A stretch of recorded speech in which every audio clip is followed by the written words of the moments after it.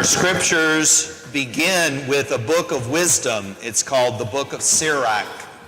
In the Old Testament, there is history, there is theology, there is prophecy, there are psalms and prayers, there is wisdom, literature. There's, 5 books of wisdom, different wisdoms. Proverbs is one, Sirach is one. We get this book of wisdom. Now, the way these scriptures were chosen was that the Gospels were chosen first, and then they would go to the Old Testament and find something that corresponded with that Gospel.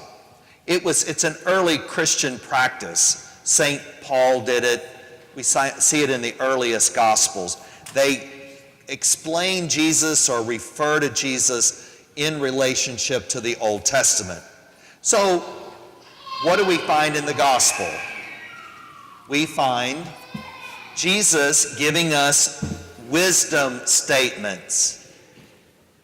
A whole series of them, right? You know the tree by the fruit that it bears. These statements were put together in kind of a collection. We don't think Jesus just said all of them right straight in a row, but they collected them. So this gospel has wisdom statements from Jesus. And so they chose an Old Testament reading of wisdom, Sirach. And I have to say that I wasn't terribly impressed in my younger days studying the books of wisdom. You can't argue with them, right? It's hard to argue with them, but it's also maybe hard to get excited about them either. As I've gotten older, they become more interesting to me, because I realize and desire to become more wise. There's no fool like an old fool. Why is that saying? I heard that. What do they mean? Well, it's normal to be somewhat foolish in our younger age because we don't have experience. We've not learned everything that we need to learn. But as you go through the sufferings of life, and there are sufferings, you learn from them. And so you leave foolishness behind. Fools rush in where angels fear to tread.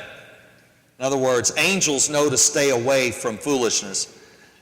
My brother Martin, who passed away, he used to tell his girls, he had 2 girls, and he would tell them, he said, now, girls, if you're gonna be stupid, you better be tough. And they quote that back to me. If you're gonna be stupid, you better be tough, because you'll suffer by stupidity, right? So a little bit of wisdom and how to grow in wisdom. So it's a lot more interesting to me because I understand and want to have God's wisdom guiding me. What does this wisdom reading say to us today? It says that the shaken sieve reveals the husk. It's pretty close. You can look at it again. So a sieve, and what it reminds me of, we used to sift our flour. Now, right now, they do it for you in the bag.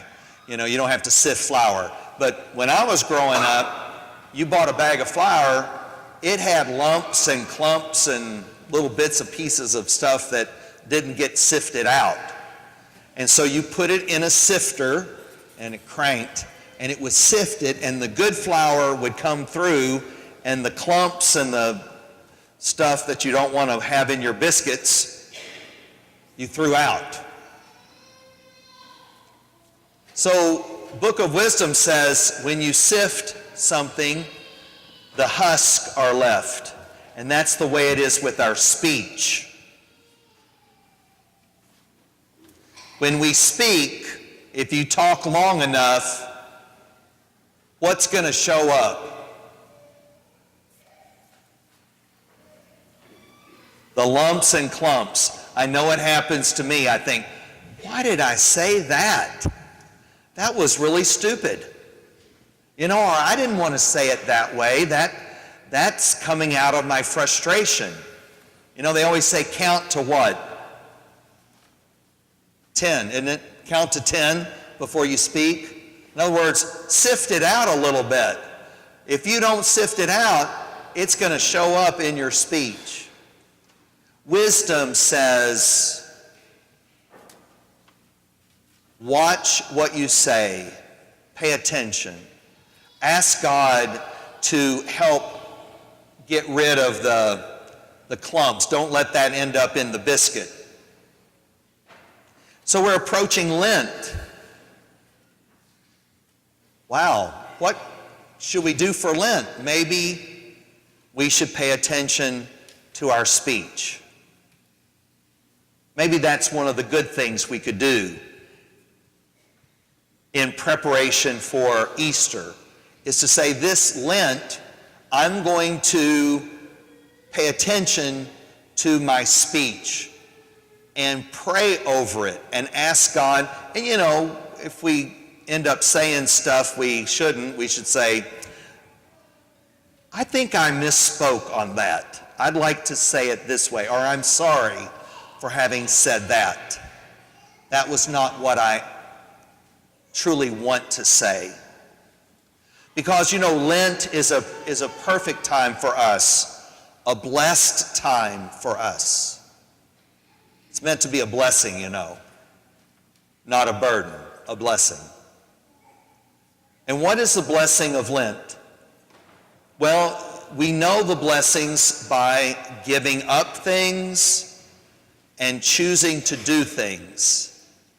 Giving up some things that we don't need, that are like maybe cursing. That becomes habitual especially in some environments. Cursing is a habit. It happens without even thinking. Just comes right on out. It's a bad habit. Working on that. Or maybe nitpicking things. I always say it doesn't take a genius to figure out what's wrong with everybody else. There's plenty of it, right? But do we have to name it? Should we refrain from that? Could we give that up? This book of wisdom, and in fact the gospel, I thought it was interesting, the last sentence of the gospel. From the fullness of the heart, the mouth speaks. If you pay attention to what you're speaking, then you're going to find out what's in the heart. It reveals the outside. Now, some people by nature are talkers, and some people are by nature are more listeners. Do you all know that? You were born either more of a talker, more of a listener. Guess which one I am? Okay, didn't take long, did it? All right. Well, I suffer from talking, because what comes out? It all comes out. A lot of it comes out. And I go like, okay, Lord, sorry about that. Help me to guard my speech. Other people, though, they're thinkers. They're thinking, talking inside. Got to pay attention to that too, don't we? Because God knows the inside and the outside. God knows both. Nothing is hidden from God. So as we approach Lent, it's an opportunity to grow in wisdom, God's wisdom. What should I say?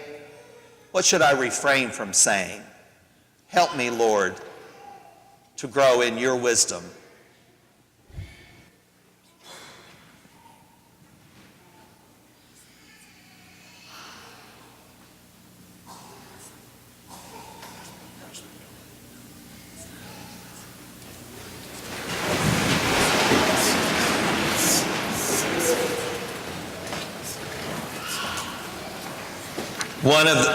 One of the best things that we can say is that we believe in God. And so let us profess our faith. I believe